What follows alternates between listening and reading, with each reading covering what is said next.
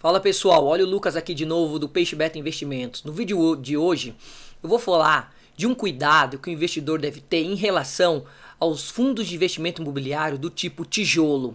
E aí eu vou trazer um exemplo no caso de lajes corporativas. Vem comigo logo após a vinheta. Fala pessoal, eu tenho visto que vocês têm acompanhado os vídeos do canal, quando a gente fala de ações, fala de fundos imobiliários, nota fiscal paulista, e aí tem gente aí, muitas pessoas assistindo, mas o pessoal não está se inscrevendo, nem deixando o like, pessoal. Faz isso aí pra gente, dá aquela força, legal? E aí a gente entra no assunto. Do que eu quero tratar nesse vídeo especificamente, o que eu quero ler com vocês, né? Também, num fato relevante de um fundo imobiliário específico de laje corporativa, que é o seguinte, pessoal. Primeiro, a gente tem que entender que tem diversos tipos de fundos imobiliários, certo? Então tem fundo imobiliário de papel, tijolo, híbrido, FOF, e eu vou tratar do de tijolo. Só para a gente entender aqui logo no começo que é igual uma casa de aluguel. Eu alugo minha casa e recebo um aluguel todos os meses. No caso de um fundo imobiliário de investimento do tipo tijolo, assim como os outros, há um gestor, há um profissional por trás que vai fazer a seleção do imóvel, vai adquirir o imóvel, né, vai administrar, cuidar daquilo que é necessário para ele continuar bem, se valorizar com o tempo, corrigir possíveis problemas, adquirir inquilinos, ver como é que está a vacância. Dentro dos fundos de tijolos nós vamos ter shopping, né, residencial, como eu falei, lajes corporativas, logística também é tijolo. E aí eu tenho um gestor por trás que é responsável, em vez de eu ter minha própria casa, eu tenho um prédio, eu adquiro cotas desse fundo. Então o gestor, através da bolsa da B3, ele disponibiliza cotas para que a pessoa física possa estar adquirindo e receber um proporcional daquele aluguel em sua conta lá na corretora. Então, qual que é o cuidado que eu quero chamar a atenção para aqui, para o fundo de tijolo? É o seguinte, lajes corporativas ou imóveis físicos, eles precisam de um laudo de avaliação. E diferente de FOFs ou de papéis que tem uma avaliação muito mais rápida ali, né, com o mercado diariamente, um fundo de tijolo não. Ele precisa de um laudo para ele ser reavaliado. Isso normalmente ocorre uma vez por ano só. E aí pode acontecer alguma diferença entre o seu valor patrimonial por cota, né, o valor de mercado de todo o ativo. E aí, a gente tem que pensar o seguinte, quando a gente vai olhar tipo no Status Invest, nós vamos ver um VPC do fundo imobiliário, né, que seria o valor patrimonial por cota.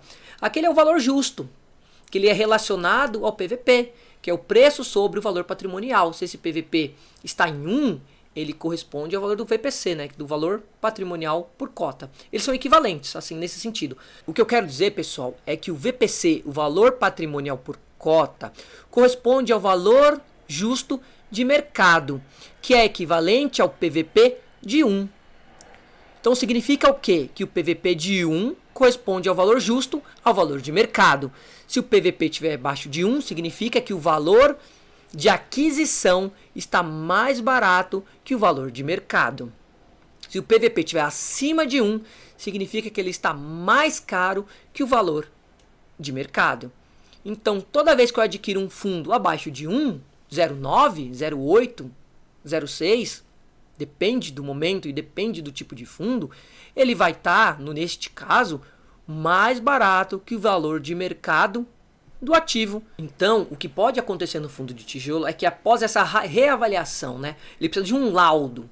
Todos os anos ele precisa de um reavaliado. Então, chama um profissional capacitado, ele vai reavaliar esse imóvel, né? Então, vai ver a qualidade, como está a estrutura, e vai verificar todo o patrimônio daquele fundo e os imóveis que ele possui. E aí, nessa reavaliação, que acontece uma vez por ano, pode ser verificado que o valor está errado. Então ele pode simplesmente falar nesse laudo que não, ele vale mais do que consta no ano anterior. Ou pode estar valendo menos do que era no ano anterior. Então ele pode estar valorizando, né, com esse laudo, valorizando o imóvel, os imóveis do fundo, ou desvalorizando aquele imóvel, né? E aí isso pode diminuir o desconto. Eu quero dar um exemplo. Pensa o seguinte, quando a gente olha para o PVP, que é o preço sobre o valor patrimonial de 1, que é o valor justo, lembra? 1 sempre é o justo, que é o valor da cota, né? Ali o justo, o 1. Acima desse valor, como eu disse, ele sempre vai estar mais caro, ele começa a ficar mais caro, e abaixo desse valor, com desconto. Então, se ele está com 0,9, um PVP de 0,9, ele está com 10% de desconto. Mas se esse imóvel passa por um laudo de reavaliação e esse preço é verificado, né? O preço, veja, o preço de mercado de todo ativo, é o preço de mercado. Então, ele vai olhar para os ativos, vai olhar para os prédios, vai reavaliar. E de repente esse laudo, ele vem dando um valor menor. Então, eu penso que estou adquirindo com desconto, não necessariamente eu estou adquirindo com um desconto. Esse desconto pode ser menor, pode ser zero, ou eu posso ter pago mais caro do que realmente é aquele imóvel, aquele fundo neste novo laudo. Então, quando eu vou avaliar um fundo imobiliário, eu também tenho que levar isso em consideração. Esse é um dado novo para mim, no sentido de olhar desta forma, né? Eu sabia que isso ocorria, só que eu não tinha tanto atenção a ele. Então, uma das estratégias que eu tenho adotado como investidor de um tempo para cá é realmente estar adquirindo imóveis, pensando em lajes corporativas que tem essa reavaliação anual. É claro, eles podem valorizar, isso é muito bom. Mas para uma proteção maior minha enquanto investidor, é tempo de estar adquirindo preferencialmente abaixo de 1. Não é que, olha, veja só, este vídeo não é para incentivar você a adquirir um fundo ou deixar de investir, né, entrar em renda variável ou não. Não é a proposta. A proposta aqui é mostrar o que eu aprendi ao querer investir e quais critérios eu adoto para isso. O tijolo, a laje física, a laje corporativa, pensando, ela só é reavaliada uma vez por ano, através desse laudo. Então, pode ocorrer algumas distorções, como eu mencionei anteriormente, né? Então, eu paguei um valor X pelas cotas, e essas cotas necessariamente estão com um desconto que eu imaginava devido a essa nova reavaliação, ok? Então, a gente tem que levar em consideração isso quando eu vou investir em fundos imobiliários. Nós fizemos 2 vídeos, dos quais cada um tem 4 critérios para você avaliar um fundo. E esse aqui é mais um que eu acrescento na minha lista pessoal quando eu vou pensar em laje corporativa. Eu quero trazer aqui como exemplo